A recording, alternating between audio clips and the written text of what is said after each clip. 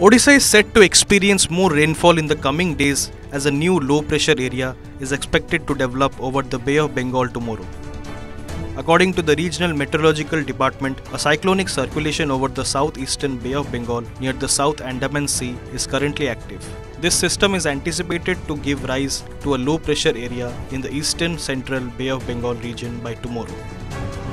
The system is expected to move west, northwest and intensify further within the next 24 hours. In light of this, the department has forecasted rainfall in various parts of Odisha until the 27th of this month. Additionally, a yellow alert warning has been issued for several southern districts, urging residents to stay prepared for moderate to heavy rain. Officials have advised caution, particularly in low-lying and flood-prone areas, as continuous rainfall may cause waterlogging and disruption.